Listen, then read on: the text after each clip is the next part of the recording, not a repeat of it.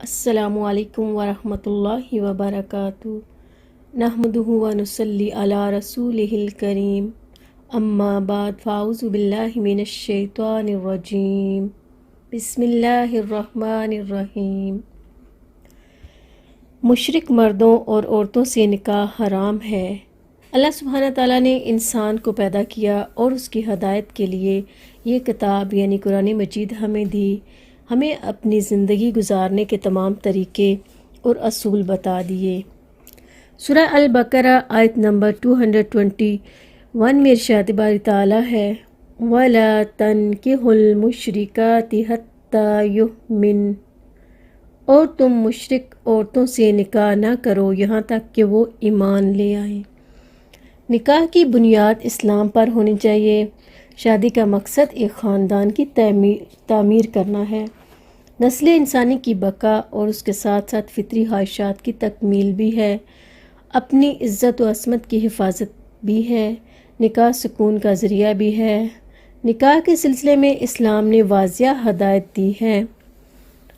حضرت ابو ہریرہ رضی اللہ عنہ سے روایت ہے، آپ صلی اللہ علیہ وسلم نے فرمایا، عورت سے شادی کے وقت 4 چیزوں کو دیکھا جاتا ہے، اس کے مال کو، اس کے خاندان کو، اس کے حسن و جمال کو اور اس کے دین کو۔ تم دیندار عورت سے شادی کرنے میں کامیابی حاصل کرو، تمہارے ہاتھ خاک آلود ہوں۔ اسی طرح حضرت عبداللہ بن عمر رضی اللہ عنہ سے روایت ہے، آپ صلی اللہ علیہ وسلم نے فرمایا، الدنیا متاع و خیر متاع الدنیا المرأۃ الصالحہ، دنیا ساز و سامان کا نام ہے اور دنیا کا بہترین ساز و سامان نیک عورت ہے۔ یہ صرف عورتوں کے لیے نہیں بلکہ مرد کے اندر بھی اس کوالٹی کو دیکھنا چاہیے تاکہ اللہ سے ڈرتے ہوئے دونوں ایک دوسرے کے حقوق ادا کر سکیں۔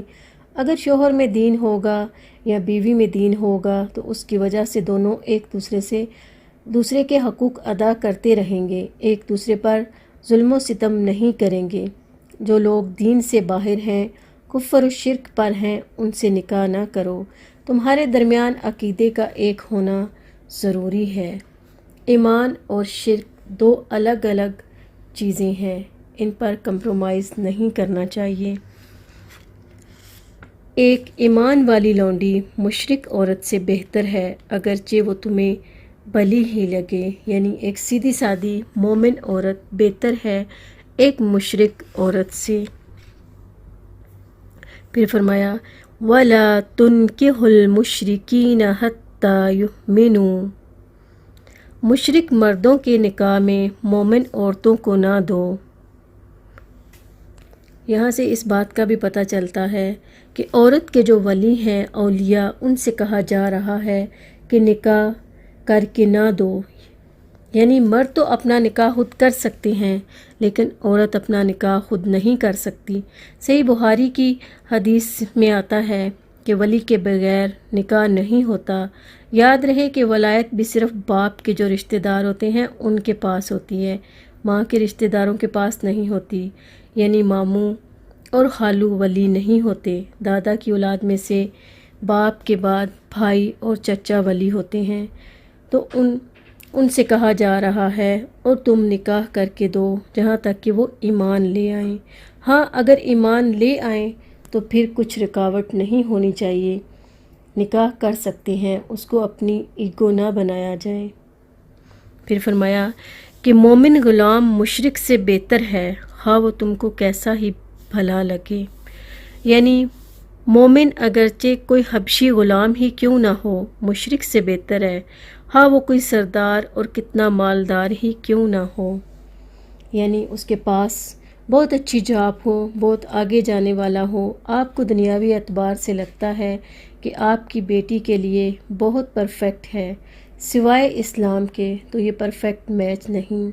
ایسی جگہ مت شادی کرو۔ اس شادی کا مطلب کیا ہے کہ آئندہ آنے والی نسل کو آپ نے اپنے ہاتھوں سے جہنم میں ڈال دیا، کیونکہ ایمان اور شرک میں اتنا ہی فرق ہے جتنا کہ آسمان اور زمین میں، دونوں اکٹھے مل نہیں سکتے۔ اگر کوئی نکاح کرے تو یہ نکاح ہوتا ہی نہیں۔ اسلامی نقطہ نظر سے شریعت کی نگاہ میں ایسا نکاح نہیں ہے، اور اسلام اس شادی کو قبول بھی نہیں کرتا۔ اس کی وجہ بتا دی گئی۔ اولئک یدعون الی النار، یہ مشرک لوگوں کو دوزخ کی طرف بلاتے ہیں۔ ان سے میل جول اور تعلقات، دنیا کی محبت، حصول، دنیا کی چاہت اور دنیا کو آخرت پر ترجیح دیتے ہیں۔